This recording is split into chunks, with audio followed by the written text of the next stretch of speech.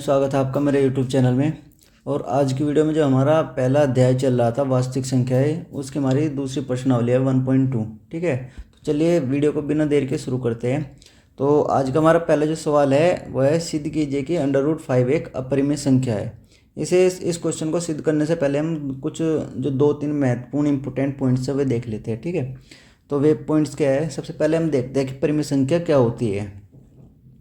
जैसे कि सभी को पता है, परिमेय संख्या वह संख्या होती है जिसको हम p/q के रूप में डिनोट कर सकते हैं, मतलब प्रदर्शित कर सकते हैं, लिख सकते हैं। ठीक है, जैसे कोई भी संख्या है क्या p/q के रूप में लिख सकते हैं। ठीक, यहाँ पर q हमारा जीरो नहीं होना चाहिए। जीरो क्यों नहीं होना चाहिए वो मैं बताता हूँ। क्योंकि जब हम q को अगर हम जीरो लिख देंगे, जैसे कोई भी संख्या है 2/0, अगर हमने q का मान 0 रख दिया और p का मान 2, तो जो हमारा इसका जो मान आएगा वो इनफाइनाइट आ जाएगा, मतलब अनंत आ जाएगा। ठीक है, और हाँ p 0 हो सकता है। p जब हम p का मान 0 रखेंगे और q का मान कुछ भी रख देंगे तो उसका मान 0 ही आएगा। ठीक है, और याद रखना 0 जो है सबसे छोटी परिमेय संख्या होती है। 0 को हमेशा परिमेय संख्या में सम्मिलित किया जाता है, 0 को सम संख्या में भी सम्मिलित किया जाता है। ठीक है, तो याद रखना ये चीज़ कि जो हमारा q होगा यानी डेनोमिनेटर यानी हर, वो 0 नहीं हो सकता। बस इतना याद रखना है। ठीक है, और दूसरी बात इसमें क्या याद रखनी है, परिमेय संख्या के जो प्रॉपर्टीज़ होती है उसमें एक चीज़ ये याद रखनी है, जो p और q होंगी हमेशा वे सहभाज्य होंगी। सहभाज्य क्या होती है? सहभाज्य होती है जिनका जो HCF होता है ना, हाईएस्ट कॉमन फैक्टर, वो सिर्फ एक होता है और कुछ नहीं होता। जैसे कि मैं आपको उदाहरण के तौर पर बता दूं, जैसे हमारे पास दो संख्याएं हैं 3 और 5, और दो संख्याएं हैं 4 और 6। ठीक है, अगर मैं 3 और 5 की बात करूं तो 3 और 5 में हमें कोई कॉमन फैक्टर नहीं दिखाई देगा। यहाँ पर सिर्फ कॉमन फैक्टर क्या मिलेगा? 1। ठीक है, इसका जो कॉमन फैक्टर है वो कितना आ गया? 1। इसलिए जो 3 और 5 है वे सहभाज्य संख्याएं है। ठीक है, दूसरी जो हमारे पास संख्या है 4 और 6, अगर मैं उसके गुणनखंड करूँ, इसको हम लिख सकते हैं 2 × 2, इसको लिख सकते हैं 2 × 3। ठीक है, जब इसमें हम देखते हैं तो हमें 2 एक कॉमन फैक्टर मिलते हैं 2। ठीक है, जो दोनों में कॉमन है, तो इसका जो HCF आएगा या कॉमन फैक्टर आएगा वो कितना आएगा? 2। इसलिए सहभाज्य संख्याएं नहीं हैं। ठीक है, इसलिए हमेशा ऐसी संख्याएं होनी चाहिए, p और q का मान ऐसा होना चाहिए जो कि क्या हो? सहभाज्य हो, मतलब जिनका कॉमन फैक्टर सिर्फ 1 हो और कोई ना हो। ठीक, दूसरी जैसे उदाहरण भी दिया है मैंने, 4 भी एक, 4 को याद रखना, 4 एक परिमेय संख्या है, क्योंकि 4 जिस संख्या के बटे में कुछ नहीं रहता उस संख्या के नीचे हमेशा 1 मान लेते हैं। ठीक है, तो ये भी क्या है? एक परिमेय संख्या है। जैसे मैं आपको बताऊं, √4 भी क्या है? एक परिमेय संख्या है, क्योंकि जब इसे अंडर रूट से बाहर निकालेंगे तो इसका मान 2 आएगा, और 2 क्या है? एक परिमेय संख्या है। ठीक है, और 0 तो मैंने बताया था कि 0 भी एक परिमेय संख्या है, 0 को परिमेय संख्या में सम्मिलित किया जाता है। ठीक, अब नेक्स्ट जो इम्पोर्टेंट पॉइंट्स हैं वे देखते हैं। वे क्या है कि परिमेय संख्या में से अगर हम परिमेय संख्या को घटाते हैं तो हमेशा एक परिमेय संख्या आती है। जैसे मैं मान लेता हूँ, जैसे हमने 4 लिया, 4 एक परिमेय संख्या है, इसमें से हमने दूसरी परिमेय संख्या घटाई 3, तो हमेशा 1 आएगा, और एक भी क्या है? एक परिमेय संख्या है। ठीक है, याद रखना चीज़। दूसरा, अगर परिमेय संख्या में कोई परिमेय संख्या जोड़ते हैं तो भी हमेशा मान परिमेय संख्या ही आएगा। जैसे 4 + 2 कर दिया हमने तो कितना आएगा? 6। ठीक, पर 6 भी एक क्या है? परिमेय संख्या है। अगर गुणा करते हैं तो भी हमारा मान परिमेय संख्या ही आएगा। ठीक, भाग करते हैं तो भी हमारा मान परिमेय संख्या ही आएगा। अगर परिमेय संख्या की गुणा करते हैं या परिमेय संख्या से भाग करते हैं तो मान परिमेय संख्या ही आएगा। ये जितने पॉइंट्स हैं ये सब या तो तुम लिख लेना या वैसे ही मतलब याद रखना। ठीक है, मैं सजेस्ट करूँगा ये लिख ही लेना, क्योंकि याद नहीं रहते किसी के भी। ठीक, अब आते हैं अपने क्वेश्चन पर। हमारा पहला क्वेश्चन दिया गया है कि सिद्ध कीजिए कि √5 एक अपरिमेय संख्या है। मतलब हमें √5 को अपरिमेय संख्या सिद्ध करना है। तो चलिए शुरू करते हैं। सबसे पहले दिए गए क्वेश्चन में जो भी दिया रहता है उसका उल्टा मान लेते हैं। ठीक है, उल्टा क्या मानेंगे? जैसे कि दिया है √ परिमेय संख्या एक अपरिमेय संख्या है। ठीक, इसको हम क्या मानेंगे? यहाँ पर मानकर चलेंगे कि माना √5 एक परिमेय संख्या है। ठीक है, इसका उल्टा मान के चलेंगे, √5 एक परिमेय संख्या है। √5 एक परिमेय संख्या है। और मैंने अभी भी इससे पहले आपको बताया कि जो भी संख्या परिमेय संख्या होती है उनको हमेशा P/Q की फॉर्म में लिखा जा सकता है। ठीक, तो √5 को भी हम कहीं की फॉर्म में लिख सकते हैं P/Q की। और अभी अभी मैंने इसकी प्रॉपर्टी भी आपको बताई। प्रॉपर्टी क्या बताई कि P जहाँ पर Q is not equal to 0 और P और Q हमेशा क्या होंगे, सहभाज्य, हमेशा सहभाज्य होंगे।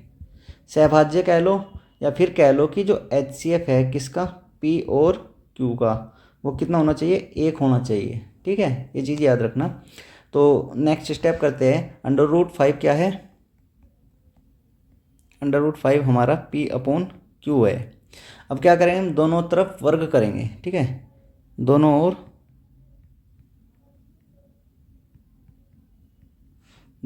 वर्ग करने पर,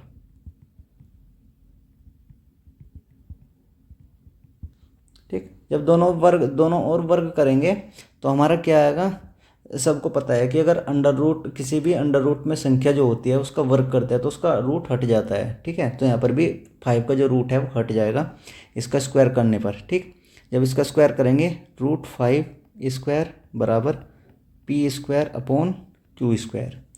ये कितना आ जाएगा हमारे पास, इसका मान आ जाएगा 5 और इधर आ जाएगा P²/Q²। ओके, अब जब Q² यहाँ पर भाग में है, जब दूसरी साइड में जाएगा लेफ्ट साइड में तो उसका मान गुणा में हो जाएगा। ठीक है, इसको इधर ले जाते हैं तो ये हमारे पास कितना जाएगा, 5 × Q² = P²। यानी P² का मान हमारे पास कितना आ गया, 5Q²। अब ये हमने मान ली इक्वेशन नंबर 1। अब ये बताओ P² = 5Q²। इसको हमें इस इक्वेशन को देख कर हमें क्या पता चलता है, इस इक्वेशन से हमें पता चलता है कि जो P² है ना, P² वो 5 से विभाजित है।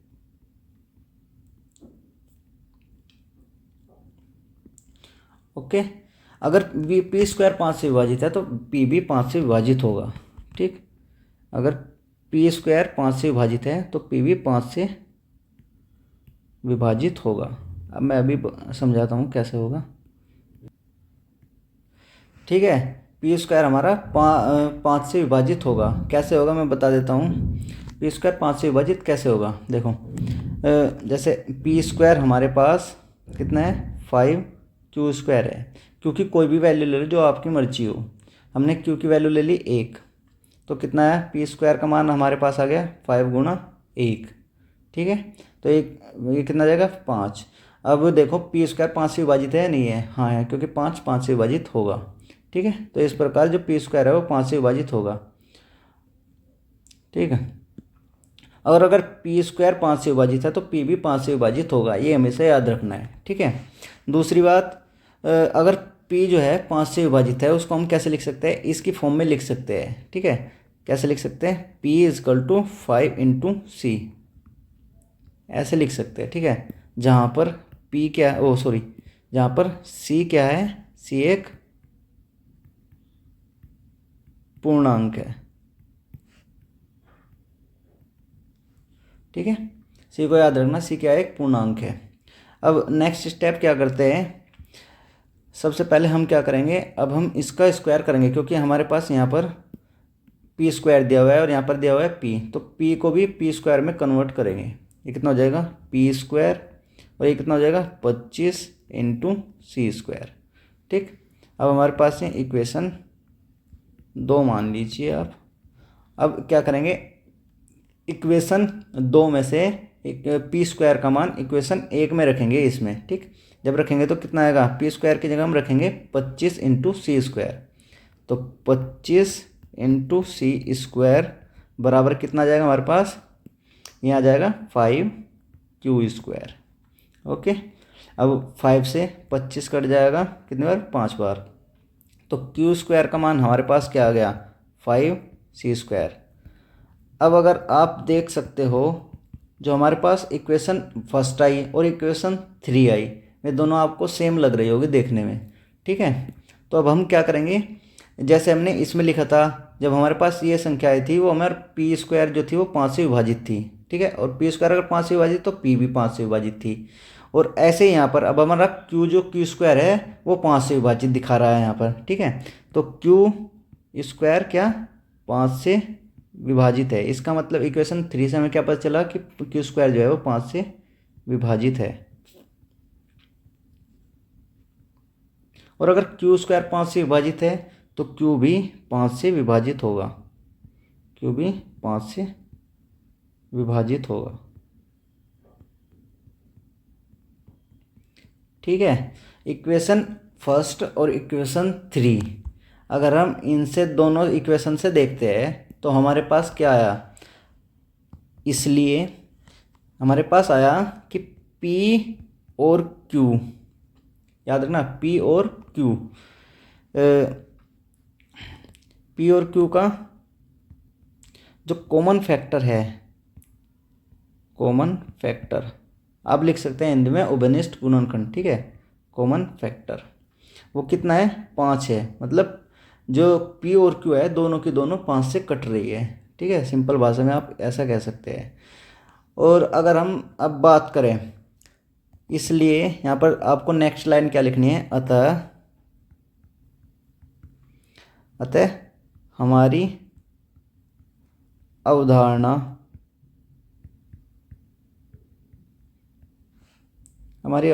गलत है कि √5 एक परिमेय संख्या है, ठीक है।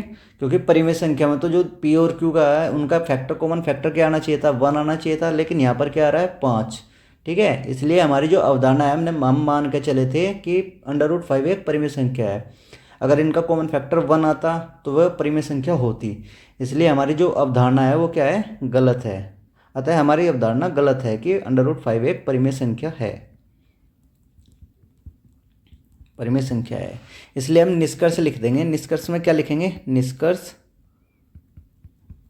क्या निकलता है, इसका निष्कर्ष निकलता है कि √5 एक परिमेय संख्या है,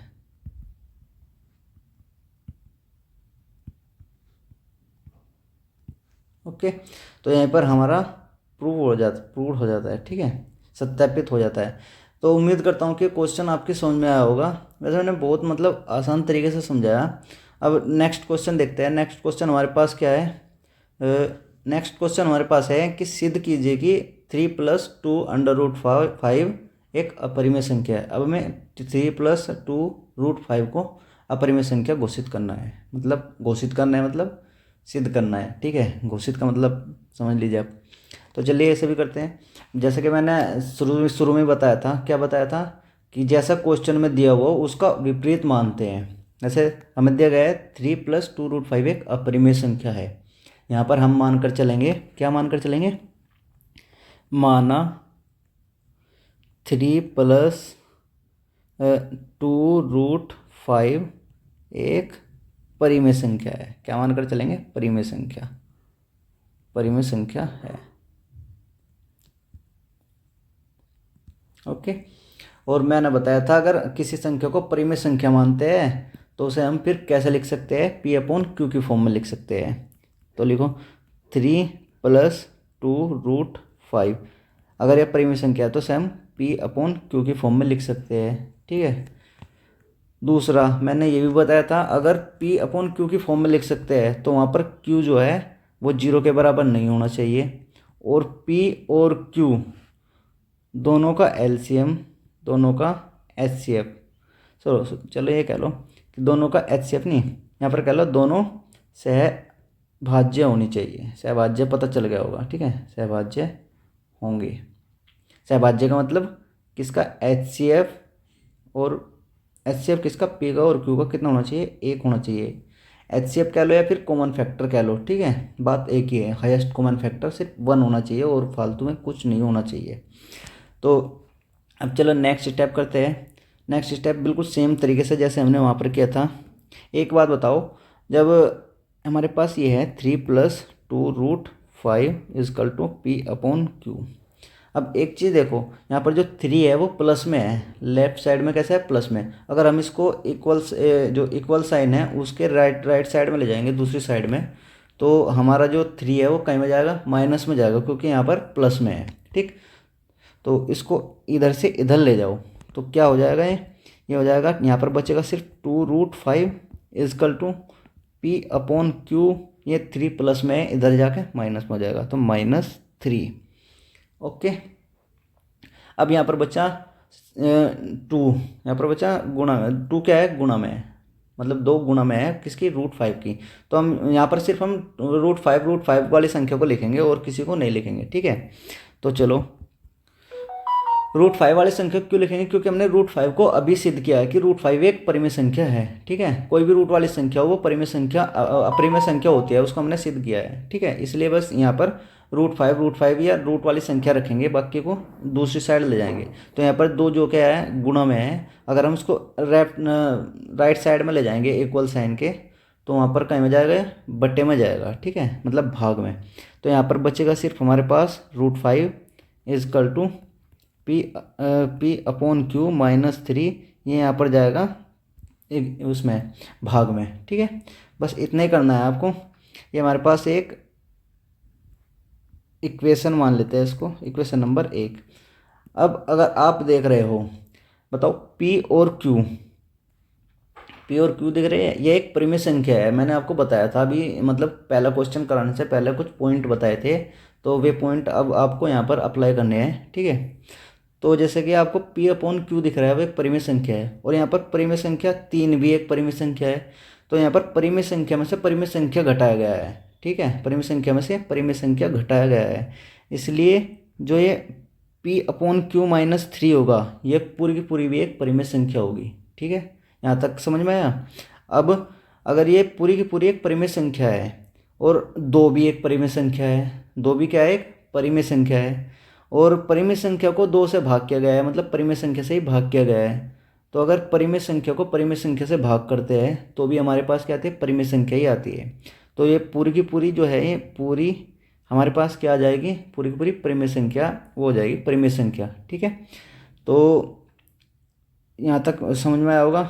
तो P/Q -3/2, ये हमारे पास क्या आ गई, एक परिमेय संख्या आ गई।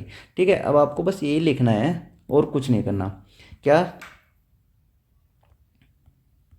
अतः ऐसे लिख दो, फ्रॉम इक्वेशन 1। ठीक है, फ्रॉम इक्वेशन नंबर 1, यहाँ से हमें क्या पता चला कि P/Q -3/2 एक परिमेय संख्या है। क्या है, एक परिमेय संख्या। ठीक, और अब आपको दिख रहा है कि P/Q -3/2 अगर एक परिमेय संख्या है, तो यहाँ पर ये इक्वल किसके है, √5 के, यानी ये भी एक परिमेय संख्या होगी। ठीक है, अर्थात ऐसे लिख दो, अर्थात √5 भी एक परिमेय संख्या है। क्या, परिमेय संख्या है। ठीक, बस अब आपको क्या करना है, अब मैंने अभी मतलब पिछले क्वेश्चन में हमने क्या सिद्ध किया था, √5 एक अपरिमेय संख्या है, बस वही आपको पॉइंट यहाँ पर लिखना है। लेकिन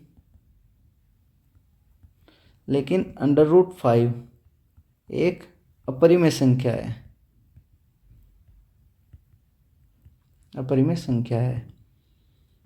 ठीक है, √5 एक अपरिमेय संख्या है। अगर √5 एक अपरिमेय संख्या है और P/Q -3/2 ये क्या है, एक परिमेय संख्या है, तो भाई √5 और जो P/Q -3/2 है, ये आपस में बराबर नहीं हो सकती है। ठीक है, आगे समझ में यहाँ तक।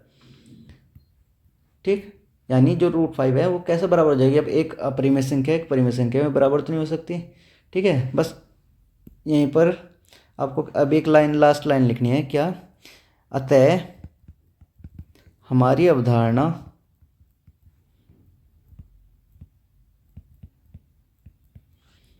गलत है, अतः हमारी अवधारणा गलत है कि क्या देता 3+2√5 एक परिमेय संख्या है।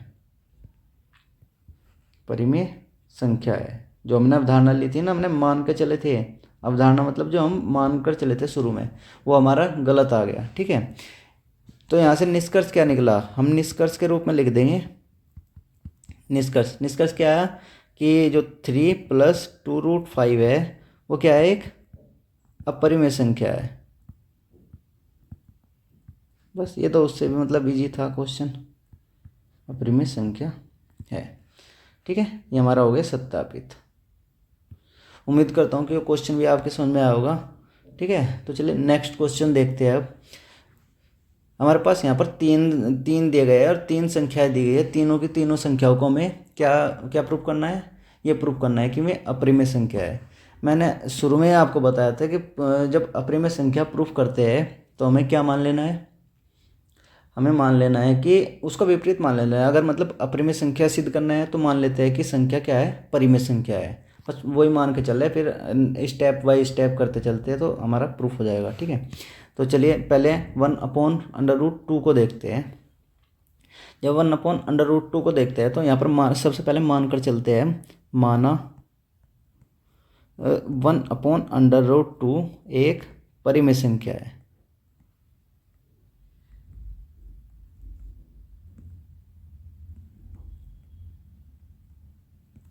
वन अपॉन √2 एक परिमेय संख्या है। ठीक है, और अगर 1/√2 एक परिमेय संख्या है तो हम 1/√2 को हम क्या लिख सकते हैं, P/Q की फॉर्म में लिख सकते हैं। ठीक, और अगर P/Q की फॉर्म में लिख सकते हैं तो यहाँ पर Q हमारा इज़ नॉट इक्वल टू 0 होगा, और P और Q ये हमेशा कैसे होंगे, सहभाज्य। आपको लिख देना है लाइन। ठीक है, सहभाज्य का मतलब भी मैंने आपको बताया था कि HCF किसका, P और Q का कितना होना चाहिए, 1 होना चाहिए, यानी हाईएस्ट कॉमन फैक्टर, यानी सिर्फ 1 कॉमन फैक्टर होना चाहिए, बाकी और कोई कॉमन नहीं होना चाहिए दोनों में। ठीक, मतलब दोनों के गुणनखंड में सिर्फ एक कॉमन होना चाहिए, बाकी और कुछ कॉमन नहीं होना चाहिए। तो चलिए नेक्स्ट स्टेप क्या करते हैं, अब लेते हैं हम 1/√2 बराबर P/Q। ठीक है, अब क्या करेंगे, दोनों वर्ग कर दो, दोनों ओर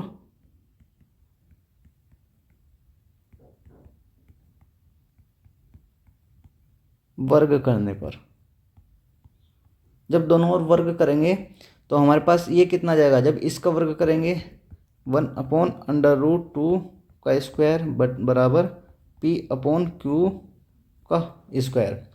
ठीक है, जब वर्ग करेंगे तो मैंने आपको बताया था कि अगर कोई संख्या रूट में है तो उसका रूट हट जाता है। ठीक, तो यह आ जाएगा 1 का स्क्वायर 1 बटे √2 का स्क्वायर करेंगे तो रूट हट जाएगा, 2 आ जाएगा, बराबर ये कितना आएगा हमारे पास ये हमारे पास आएगा P² बराबर Q²।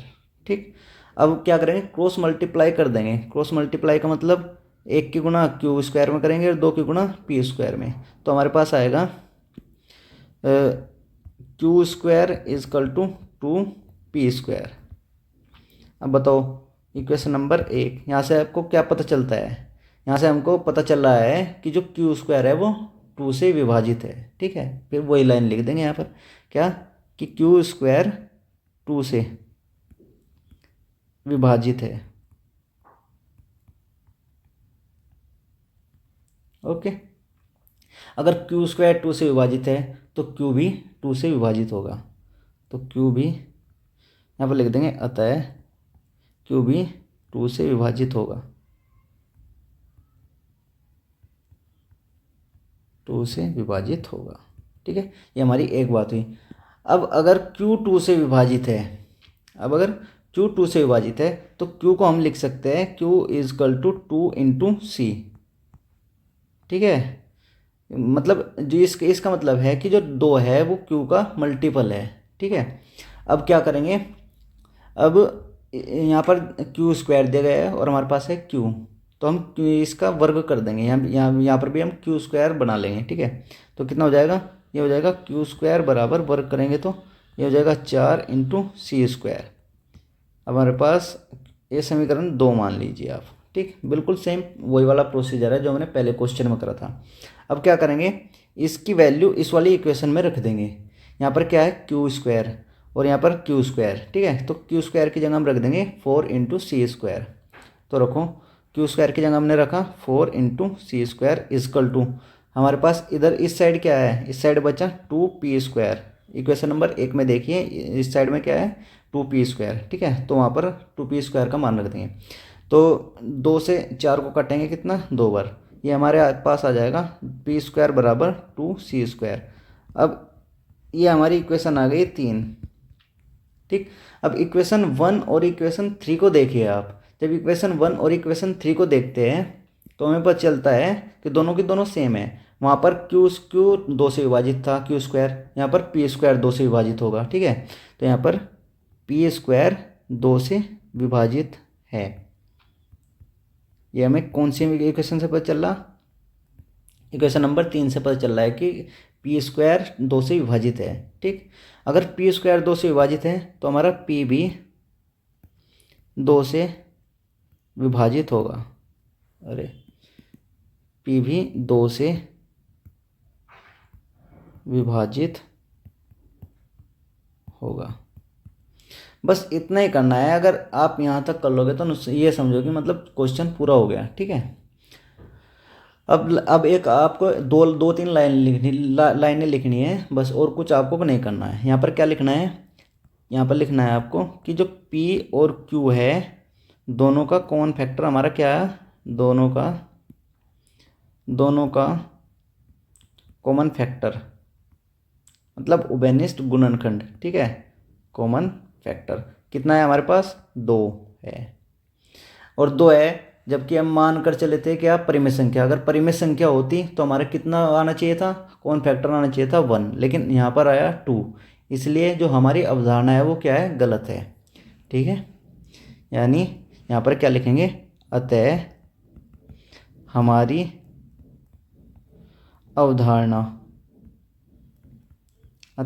अवधारणा गलत है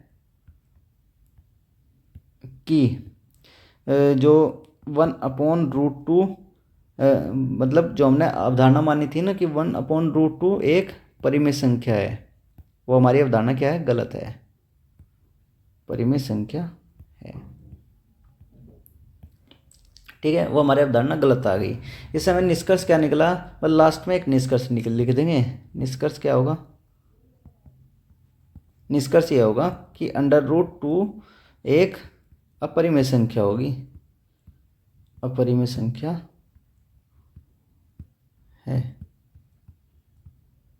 बस इतना करना है आपको। उम्मीद करता हूँ ये क्वेश्चन भी आपके समझ में आया होगा। तो नेक्स्ट क्वेश्चन बिल्कुल सेम ऐसे ही है जैसे अभी पीछे किया था। तो बी क्वेश्चन और सी क्वेश्चन आप अपने आप कर सकते हैं, करके देखना, ठीक है। या मैं करा दूँ, बताओ। मतलब थोड़ा टाइम लग जाएगा, आप खुद करके देखना, ठीक है। अगर नहीं होता तो कमेंट में बता देना कि ये क्वेश्चन करना है। मैं एक दूसरी वीडियो बना दूंगा इनके मतलब ये क्वेश्चन कर सोल्व करके, ठीक है। आपको बता दूंगा कि ऐसे ऐसे करना है। तो चलिए, मतलब आज की वीडियो में बस इतना ही, क्योंकि टाइम ज़्यादा हो गया, ठीक है। मतलब कमेंट करके बताना ज़रूर कि मतलब क्वेश्चन जो मैंने समझाए वे समझ में आए या नहीं आए। और ये 2 क्वेश्चन मैंने आपको होमवर्क के तौर पर दे रहा हूँ। होमवर्क नहीं होते तो कमेंट में बताना, मैं क्वेश्चन भी बता दूंगा, ठीक है, सोल्व करके नेक्स्ट वीडियो में, ठीक। तो ओके, अपना ध्यान रखिए और तैयारी करते रहिए। यूपी बोर्ड की परीक्षा के लिए जो मेरी क्लास है थोड़ा मतलब महत्वपूर्ण होगी, मतलब अच्छी होगी। तो चलिए, आज की क्लास में बस इतना ही।